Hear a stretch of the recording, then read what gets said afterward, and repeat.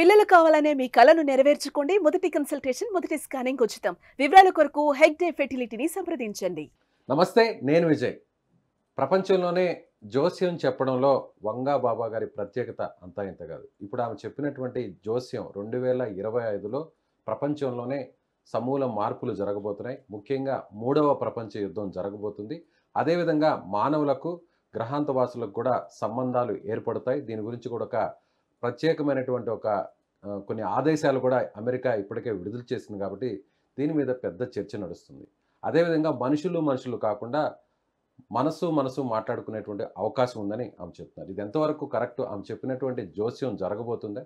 దీని గురించి మాట్లాడదాం. మనతో పాటు ప్రముఖ జ్యోతిష్య పండితులు కృష్ణసూది గారు స్టూడియోలో ఉన్నారు. సార్ నమస్తే గురుగారు. నమస్కారం అండి. ఆమె చెప్పినటువంటి జోస్యంలో చాలా పాయింట్స్ చెప్పారు. మూడవ ప్రపంచ యుద్ధం జరిగే అవకాశం చాలా స్పష్టంగా ఉంది. తూర్పు దేశాలకి పశ్చిమ దేశాలకి యుద్ధాలు జరుగుతాయి అంటున్నారు. ఆ పరిస్థితులు వచ్చే అవకాశం ఉందంటారా? ఇప్పుడు జరుగుతున్న వాతావరణ పరిస్థితులు అవే కదా అయితే అదే నడుస్తుంది. ఎందుకంటే దాంట్లో ఇంకా మీకు చెప్పాలంటే ఎవరైతే ఈ రకమైన యుద్ధ వాతావరణాన్ని క్రియేట్ చేశారో, ఎవరు కారకులయ్యారో ఆ వ్యక్తి ఒక కిరాయి హంతకుల ద్వారా హత్య చేయబడతాడు. తద్వారా వచ్చేసి మూడో ప్రపంచ యుద్ధం ప్రారంభమయ్యి ఆ యుద్ధం ముగింపు కూడా ఆ వ్యక్తి మరణంతో ముగింపు పలుకుతారని చెప్పడం జరిగింది. ఇక్కడ మీకు ఈ బాబా వంగా గారి జీవితాన్ని కనుక గమనించినట్లయితే ఆమె పుట్టడంతోనే తల్లి చనిపోయింది. చాలా పేదరికంతోనూ అలానే వచ్చేసి చాలా ఈ మొదటి ప్రపంచ యుద్ధం, రెండో ప్రపంచ యుద్ధ పరిస్థితుల్లో కుటుంబం తరచుగా మారవలసి వచ్చిన పరిస్థితులు. వాళ్ళ ఫాదర్ వచ్చేసి ఆ ప్రపంచ యుద్ధంలో సైనికుడిగా పనిచేశాడు. తద్వారా వచ్చేసి ఆమె ఒక రకమైన కష్టకాలాన్ని ఎదుర్కొంది మొదటి నుంచి. తండ్రి రెండో వివాహం చేసుకొని అక్కడి నుంచి ఒక వేరే సిటీకి మారినప్పుడు పెద్ద తుఫాను, దాంతో వచ్చేసి ఈదురుగాలి, ఇవాళ టొర్నడో అంటున్నారు కదా, అలాంటి ఈదురుగాలి ఒక్కసారి తండ్రిని తన్ని ఎత్తి వచ్చేసేసి ఎక్కడో పడేసింది. పొదల్లోనూ ముళ్ళల్లో చిక్కుకుపోయి రాళ్ళు పడి దాని మీద చాలా హీనమైన స్థితిలో, అసలు బతకదనే నమ్మకం ఉన్నటువంటి లేని పరిస్థితుల్లో ఆమెను కాపాడి తీసుకువచ్చి కొన్నాళ్ళు ట్రీట్మెంట్ చేసిన తర్వాత ఆమె రికవర్ అయింది. దాంట్లో కళ్ళు పోయినాయి.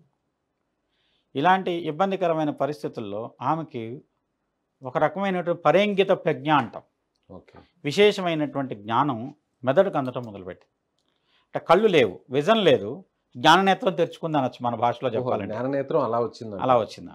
తద్వారా అంటే ఇక్కడ ఏంటంటే కొన్ని గ్రహాలు మీరు గమనించినట్టయితే మనం చూసేటువంటి నవగ్రహాలు 9, కానీ యురేనస్, నెప్ట్యూన్, ప్లూటో అనే గ్రహాలను మనం వదిలేసాం. ఎందుకంటే వాటి యొక్క ప్రభావం 80 సంవత్సరాలు ఒకసారి కాలచక్రాన్ని పరిభ్రమించడానికి అయ్యేటువంటి సమయం 180 ఏళ్ళకు ఒకటి, 260 సంవత్సరాలకు ఒకటి, అలా ఉన్నందు కారణం చేత వాటిని పట్టించుకోవడం చాలా వరకు తగ్గించారు. కానీ కొంతమంది వ్యక్తుల్లో ఆ గ్రహాల యొక్క ప్రభావం అత్యద్భుతంగా పనిచేస్తుంది. ఇక్కడ మీకు మన ప్రాంతంలో మనందరికీ తెలిసినటువంటి వ్యక్తిగా సత్యసాయి బాబా గారిని తీసుకోండి. ఇటువంటి విశేషమైనటువంటి జ్ఞానం ఉంది. ఆయన ఎక్కడో ఉన్న వాళ్ళని పిలిపించుకునేవాళ్ళు. అంటే ఎక్కడో అమెరికాలో ఉన్న వాళ్ళనో, యూరోప్లో ఉన్న వాళ్ళనో, ఆఫ్రికాలో ఉన్న వాళ్ళనో ఆయన దగ్గరికి పిలిపించుకునేవాడు. ఆయన కల్లో కనపడి ఆయన రమ్మన్నారు, అందుకోసం వచ్చామని చెప్పిన వాళ్ళు చాలామంది ఉన్నారు. అంటే పుట్టపర్తి ఆయనకి జాతకాన్ని అంటే నా సబ్జెక్టు జ్యోతిష్యం, దాని పరంగా విశ్లేషణ చేస్తే ఆయన లగ్నంలోనే యురేనస్, నెప్ట్యూన్ ఇద్దరు ఉన్నారు. అందువల్ల ఏంటంటే ఆయన ఇలాంటి చిన్న స్థానంలో ఆయన నేల మీద ఒక డాన్స్ లాగా చేస్తూ సూదిని కూడా కంటితో పట్టుకొని పైకి లేపగలిగేవాళ్ళు. అంత సునిశ్చితమైన దృష్టి ఉంది ఆయనకి, అంత కాన్సన్ట్రేటివ్ పవర్స్ ఉన్నాయి ఆయన దగ్గర. అలానే ఏంటంటే ఈమె బాధల్లోంచి ఒక ప్రత్యేకమైనటువంటి పరేంగిత ప్రజ్ఞ ద్వారా ఈ బాధలన్నిటికీ పరిష్కారం ఏమిటంటే కొన్ని బాధలు తెలిసినాయి, ప్రపంచ భవిష్యత్తు తెలిసిన దానికి ఏ సంవత్సరం ఏం జరుగుతుంది ఒక సిరీస్ ఆఫ్ ఇన్సిడెంట్స్గా ఆ విధంగా చెప్పగలిగేదాన్ని. అంటే ఆమె ఇప్పటి వరకు చెప్పినవన్నీ కూడా జరిగాయి గురుగారు? చాలా వరకు జరిగినాయి. ఇప్పుడు ఒకటండి, 100% ఎక్కడ ఎక్స్పెక్ట్ చేయొద్దు మీరు, ఎవరి వల్ల అది కాదు. ఎందుకంటే 100కి 100% ఫలితాలంటే ఇప్పుడు ముఖ్యమైన సంఘటనలు గుర్తించగలగడం కూడా గొప్ప అక్కడ. అందులో మీరు గమనిస్తే యూరోపియన్ కల్చర్లో ఒకప్పుడు నెస్ట్రోటమస్ ఉన్నాడు, అది ఫ్రెంచ్ రిలేటెడ్గా ఉండేటువంటి ఆస్ట్రాలజర్ ఆయన. అలానే కీరో, ఇవాళ ఎవరైనా పామిస్ట్రీ గురించి మాట్లాడితే ఫస్ట్ కీరో గురించే మాట్లాడతారు. ఆయనకు ఒక రకమైనటువంటి జ్ఞానం. అలానే వచ్చేసి మీకు రష్యన్ జార్స్ చక్రవర్తుల దగ్గర రస్పుతిన్ అని చెప్పి ఒక అతను ఆస్ట్రాలజర్ ఉండేవాడు. అతన్ని చంపి మొక్కలు చేసి దాంట్లో నదిలో పడేసినా మళ్ళీ మొక్కలన్నీ ఎత్తుక్కొని మళ్ళీ బతికొచ్చాడు. ఆ విధంగా చెప్తారు చరిత్రని.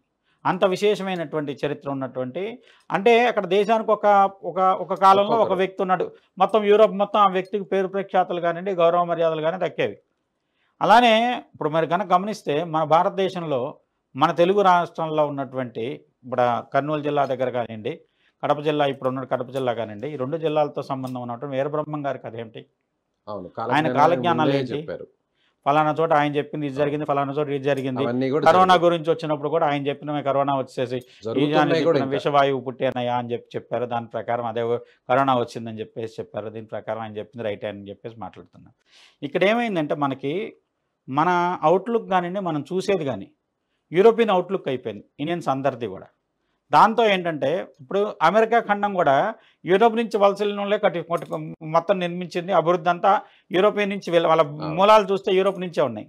మనకేంటంటే మనకి ప్రాచీనమైన చరిత్ర ఉన్నా కూడా యూరోప్ వచ్చి మనం పరిపాలించిన తర్వాత బ్రిటిషర్స్ వల్ల వాళ్ళ చరిత్ర కానీ ఏదైనా వాళ్ళ అవుట్లుక్లో చదువుకున్నాం.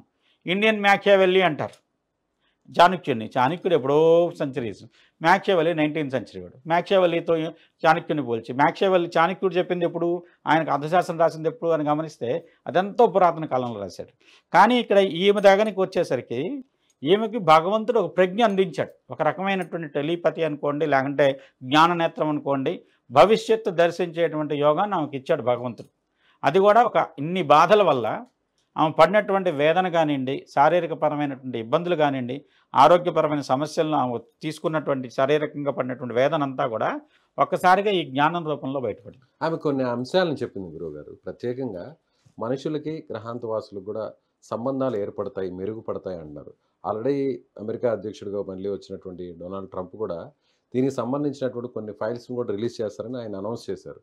సో దీనివల్ల ఆమె బేస్ చేసి చెప్పింది అనుకోవచ్చా? నిజంగా వచ్చేసి దానికి కొన్ని మనం భూమి మీద జీవం ఉంది అనుకుంటున్నామండి. కొన్ని కోట్ల కాంతి సంవత్సరాల దూరంలో భూమితో పాటు సమానంగా ఉన్నటువంటి వేరే గ్రహం ఉందని చెప్తున్నారు. అక్కడ జీవం ఉంది. ఇప్పుడు మార్స్ ఉన్నాడు, భూమి నుంచి విడిపోయిన ముక్క. అక్కడ ఏదో శివాలయం లాంటిదో గణపతి లాంటి విగ్రహాలు కనపడుతున్నాయని చెప్పి మనకి చాలామంది అక్కడ నుంచి ఫొటోస్ వచ్చిన దాని ప్రకారం విశ్లేషణ పంపించారు. దాని ప్రకారం విశ్లేషణ చేస్తున్నారు. ఇదంతా ఏంటంటే జ్ఞానం ముందుకు వెళ్తున్న కొద్దీ ఒకదానితో ఒకటి. ఇప్పుడు అంతకుముందు మనం ఒక దేశం వెళ్ళాలంటే, దేశాంతరం వెళ్ళాలంటే కొన్ని నెలలు పట్టేది. ఇవాళ పొద్దున్న లేస్తే సాయంత్రానికి ఆ దేశంలో ఉంటున్నాం. యూరోప్ లాంటి దానికి అనుకోండి ఒక 12 గంటల లోపే ట్రావెల్లో వెళ్తున్నాం. అమెరికా లాంటి దానికి అనుకోండి ఒక రోజు వ్యవధిలో వెళ్ళిపోగలుగుతున్నాం. ఎలన్ మస్క్ ఇప్పుడు చెప్తున్నారు కొన్ని నిమిషాల్లో వెళ్ళిపోయే విధంగా కూడా కొత్తగా తీసుకొస్తాను సూపర్ సోనిక్. ఇవన్నీ జరుగుతున్న దాంట్లో ఎప్పుడైతే నాలెడ్జ్ పెరుగుతుందో కంటిన్యూస్గా కొన్ని వాళ్ళ నుంచి కొన్ని సంకేతాలు వస్తుంటాయి వేరే గ్రహాంతరవాసుల నుంచి. మన వాళ్ళు కూడా కొన్ని శబ్ద తరంగాలను పంపిస్తుంటారు విశ్వంలోకి. తద్వారా ఏదన్నా ఫ్రీక్వెన్సీ మ్యాచ్ అయిందనుకోండి లింక్ అనేది ఏర్పడుతుంటుంది. అయితే మీకు ఇక్కడ గమనించాల్సింది, ఇవి కొన్ని గ్రహాల యొక్క తీవ్రమైనటువంటి పరిస్థితులు ఒక రాశిలో సమ్మేళనం కానీ కొన్ని గ్రహాల సమ్మేళనాలు కానీ మీరు గమనిస్తే ఈ సంవత్సరంలో జరిగిన మార్పులు ఏంటి 2024 సంవత్సరంలో అంటే ఫ్లూటో ఒక రాశి నుంచి ఒక రాశికి మారాడు. రాబోయే దాంట్లో శని ఒక రాశి నుంచి ఇంకో రాశికి మారుతున్నాడు. అలానే రాహు వచ్చేసి 1.5 సంవత్సరం పాటు ఒక రాశి నుంచి మీనం నుంచి కుంభంలోకి వస్తున్నాడు. ఈ మార్పుల్లో ఒక రకమైనటువంటి మీనంలో ఉన్నటువంటి శని వల్ల కానివ్వండి, అలానే వచ్చేసి ఫ్లూటో యొక్క ట్రాన్సిట్ కుంభరాశిలో ఉన్నందువల్ల కుంభరాశి చాలా విశేషమైనటువంటి అంతర్గతమైనటువంటి జ్ఞానాన్ని, రహస్యమైనటువంటి జ్ఞానాన్ని అందిస్తుంది. తద్వారా వచ్చేసి ఒక రకమైనటువంటి పరిశోధనలు అత్యంత నిగూఢమైనటువంటి రహస్యాలు వెలికి తీసేటువంటి అవకాశం ఉంది. తద్వారా ఇవి జరగడానికి అవకాశం. అలానే యురేనస్ నెప్ట్యూన్ కూడా చాలా ప్రభావితం చూపెడతారు.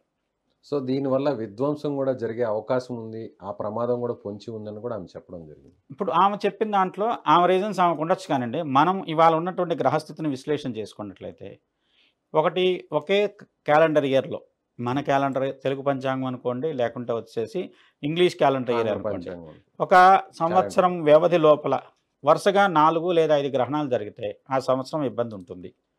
2024 జూన్ జూలై దగ్గర నుంచి మళ్ళీ రాబోయే జూన్ జూలై లోపల గ్రహణాలు వరుసగా జరిగినాయి. 2 గ్రహణాలు ప్రీవియస్గా జరిగినాయి సెప్టెంబర్ అక్టోబర్లో. రాబోయే మార్చిలో 2 గ్రహణాలు ఉన్నాయి. మార్చి 29 సూర్యగ్రహణం తర్వాత యురేషియాకి అమెరికా ఖండాలకు మధ్యలో ఉన్నటువంటి అట్లాంటిక్ ఓషన్ రిలేటెడ్గా చాలా ఇబ్బందికరమైన వాతావరణ పరిస్థితులు, జల ప్రమాదాలు, జలం ద్వారా వచ్చేటువంటి సునామీ లాంటివి కానివ్వండి, భూకంపాలు, సముద్ర మధ్యమంలో ఏర్పడటం వల్ల కలిగేటువంటి తీవ్రమైన అల్లల తాకిడి కానివ్వండి, ప్రకృతి వైపరీత్యాలు ప్రకృతి ఎక్కువ ఉంటాయి. వైపరీత్యాలు, జల సంబంధమైన వైపరీత్యాలు, సునామీ లాంటివి. సునామీ లాంటివి కానీ జరగడానికి అవకాశం ఉంది తద్వారా సూర్యగ్రహణం కాబట్టి. Hmm. తర్వాత ఇప్పుడు ఈ సూర్యగ్రహణం మొన్న జరిగిన సూర్యగ్రహణానికి ముందు మనమే మాట్లాడుకున్నాం వర్షాల గురించి, భూకంపాల గురించి. మనం హైదరాబాదు యాజ్ పర్ జియాలజిస్టుల ప్రకారం అత్యంత సురక్షితమైనటువంటి ప్రాంతం, అవును. సిస్మిక్ జోన్ కాదు. కాదు. కానీ హైదరాబాద్కి 200 కిలోమీటర్ల దూరంలోనే భూకంప కేంద్రంతో వచ్చి మనం చూసాం ఇక్కడ కూడా భూకంపం. ప్రకంపనలు చూసాం. హైదరాబాద్లో కూడా ప్రకంపనలు వచ్చినాయి. దానికి కారణం విశ్లేషిస్తే ఇప్పుడు మీకు బృహత్ సంహిత అనేటువంటి దాంట్లో వరాహమిహిరుడు స్పష్టంగా చెప్పాడు, గ్రహణాలు రావడానికి ముందు ఈ పరిస్థితులు ఏర్పడతాయి. Hmm. ఆ పరిస్థితుల ప్రకారం ఎక్కడైతే గ్రహణానికి మనకు భూకంపానికి కేంద్రం ఏదైతే ఉందో దాని దగ్గరే కొన్ని వేల చెట్లు ఒక్కసారిగా విడుచుకుపడి పడిపోయిన వేళ్లతో అవును, సాపెకలించుకొని అవును, అవును. దానికి 5 కిలోమీటర్ల లోపే భూకంప ములుగు కేంద్రం ఉంది. జిల్లాలోనే ఇదంతా జరిగింది. అక్కడే జరిగింది ఇది కూడా. దాని వరాహమిహిరుడు గ్రంథం చూడండి, ఇవాళ నేను కాదు మీరు చూడండి, ఎవరైనా చూడండి, దాంట్లో భూకంప సంబంధించిన సూచన కోసం ఆయన ఏం చెప్పాడు, దాని ప్రకారం యాజ్ ఇట్ ఈస్గా జరిగింది. అప్పుడు శాస్త్రం దాన్ని చెప్తుంది కదా, దాన్ని నువ్వు విశ్లేషించుకోకపోవడం నీ తప్పు. ఆ జ్ఞానం మనకు ఉన్నప్పుడు జ్ఞానాన్ని వాడుకోవాలి. తద్వారా ఇప్పుడు జన నష్టం జరగలేదు, అదృష్టవంతులం. నష్టం జరిగి ఉంటే అంతే. అలానే వరదలు వచ్చినాయి, జల సంబంధమైన గత కొన్ని సంవత్సరాలుగా గమనిస్తే క్లౌడ్ బరస్ట్ ఒకే చోట విపరీతమైన వాన జరుగుతుంది. విజయవాడలో విపరీతమైన వరదలు వరదలు జరిగినాయి. అదే కాకుండా మీరు మొన్న ఒక టెంపుల్ నుంచి ఒక చూశానండి, మిగతా అన్నీ వదిలేసినాయి. టెంపుల్లో మూల విరాట్ ఏదైతే ఒక చిన్న విగ్రహం ఉందో దాని మీద మాత్రమే వానబడింది, చిదంబరం టెంపుల్లో నటరాజ స్వామి మీద. మిగతా గుళ్ళో ఎక్కడా వానలేదు, ఆ ఒక్క విగ్రహం మీద మటుకు వానబడి ఆ విగ్రహం మాటకే తడిసింది. ఇలాంటివన్నీ ఏంటంటే కొన్ని ప్రత్యేకతలను సూచిస్తున్నాయి కాలం. ఆ కాలాన్ని మనం గనక అబ్జర్వ్ చేసుకొని రాబోయే విపత్తులను తప్పించుకునే ప్రయత్నం చేసినట్టయితే జన నష్టం కానివ్వండి, ఆస్తి నష్టం కానివ్వండి, నష్టం తీవ్రత తగ్గించుకోవచ్చు. ప్రకృతిని ఎదిరించి మనం ఏం చేయలేం. ప్రకృతి కూడా ఓపిక పడుతుంది మనం చేసే ప్రతి పని. ఆ ఓపిక బట్టి ఎప్పుడో ఒక చోట అది అడ్జస్ట్ చేసుకోవాలి కదా. అడ్జస్ట్ చేసుకునేటప్పుడు మనం నలిగిపోతున్నాం. సో మన జ్యోతిష్య శాస్త్రం ప్రకారం ఆమె చెప్పిన దాంట్లో కొన్ని వాస్తవాలు ఉన్నాయంటారా? చాలా వరకు ఉన్నాయండి. ఆమెకు కలిగింది పరేంగిత ప్రజ్ఞ, యురేనస్ వల్ల కలిగేది. అలాంటి దానికి ఆమె యొక్క జీవిత గమనంలో చాలామందిని కూర్చోబెట్టి ఆ వ్యక్తి ఎవరో తెలియదు, కానీ ఆ వ్యక్తి చేతి పట్టుకుని సెన్స్ ద్వారా ఆమె చెప్పగలిగేది, నీకు ఇలా ఈ టైంలో మంచి జరుగుతుంది, ఈ టైంలో వివాహం జరుగుతుంది, ఈ టైంలో పదవి వస్తుంది, ఈ టైంలో నువ్వు చనిపోతావు, ఇలాంటివన్నీ కూడా చెప్పేది. వ్యక్తిగతంగా వెళ్ళిన వాళ్ళు కూడా చెప్పిన అనుభవాలు. దాని ప్రకారం ఆమె చాలామంది జీవితాలకు మార్గదర్శకం చేసింది.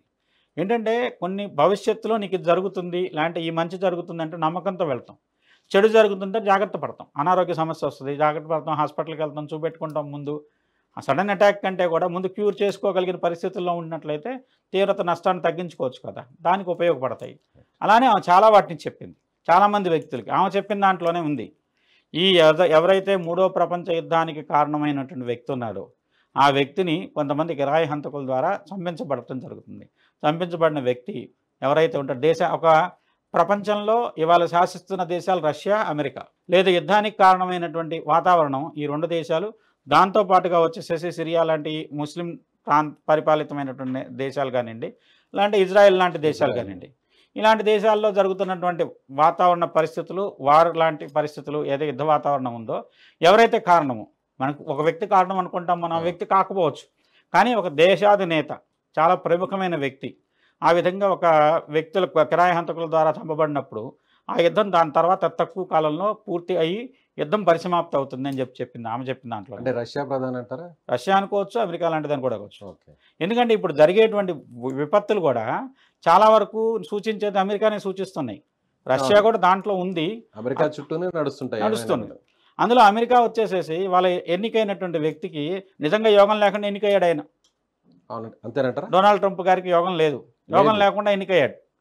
ఆయన జాతక రీత్యా కూడా, అంటే మన జాతకాన్ని ఆయన మీద అప్లై చేయడం ఎంతవరకు కరెక్ట్ నాకు తెలియదు, కానీ నాకున్న పరిజ్ఞానంలో ఆయన డేట్ ఆఫ్ బర్త్ ప్రకారం కొంత విశ్లేషణ చేస్తే ఆయనకి కొంత గడ్డుకాలం కనపడుతుంది. సో ఏదైనా జరగచ్చు అంటారు? ఏదైనా జరుగుతుంది, లేదంటే అమెరికా కొంత నష్టపోతుంది. రాబోయేటువంటి తుఫాన్లు అమెరికా ప్రాంతాన్ని ఎక్కువగా నష్టపరిచే అవకాశం ఉంది. జరిగే యుద్ధంలో మాకు ఎదురు లేదన్న అమెరికాకి ఎదురు దెబ్బలు తగులుతున్నాయి. తద్వారా వచ్చేసి అమెరికా కొన్ని పాఠాలు నేర్చుకోబోతోంది. చూద్దాం గురుగారు, మీరు చెప్పింది ఎంతవరకు మరి నిజమవుతుందో, అలాగే బాబా వంగా గారు చెప్పిన మాట కూడా ఎంతవరకు నడుస్తుందో చూద్దాం. ధన్యవాదాలు.